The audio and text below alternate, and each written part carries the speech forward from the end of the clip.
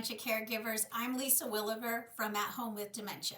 And today we're answering the question, what should dementia caregivers do first? Okay, you found out your loved one has dementia, and whether you were blindsided or if this is something you've been suspecting for a while, you now have the diagnosis. And that can be a very emotional time. It can be overwhelming, and you may not know where to start. And that's all normal. So what we want you to do is we want you to follow all of the logical steps in order, because this will help you as a caregiver to eventually extend your loved one's quality of life and to make your life as a caregiver so much easier. We are all about the path of least resistance. So first thing we want you to do when you get the diagnosis, breathe. You may really feel overwhelmed at that point, so make sure you breathe. You can do the 4-4-4-4 method, where you inhale for 4, hold for 4, exhale for 4, and hold for another 4. If you do that a few times, you can help settle your central nervous system and avoid anxiety or panic attacks. But there's really nothing to panic about. This is not the end of the world, trust me. The first thing you should do, though, you should start to do some research.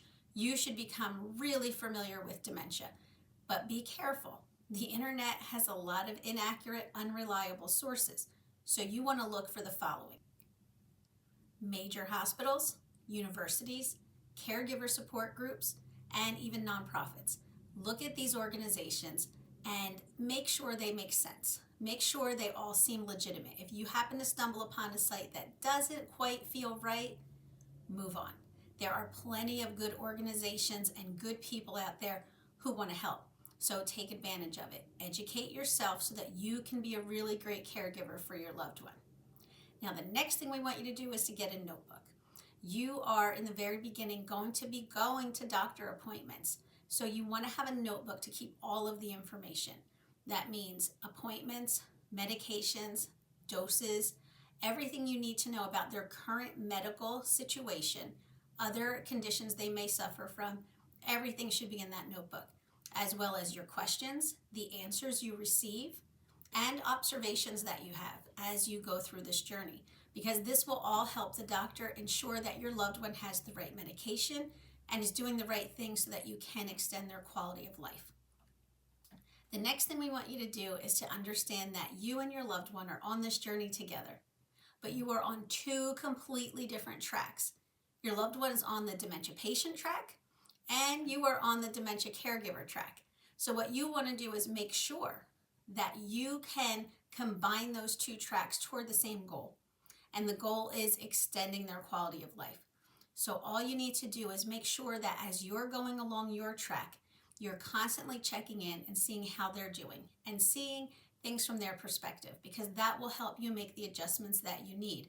These two tracks will run nice and parallel, but you just want to make sure that you're both going in the same direction.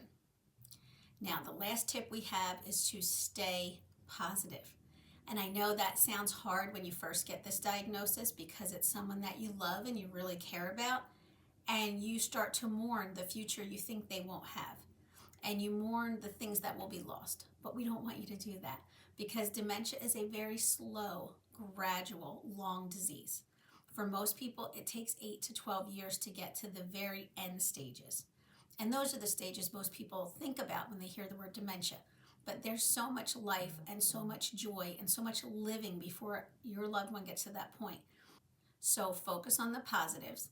Click through for the next video for more information. And don't forget to like and subscribe. Thanks for stopping by.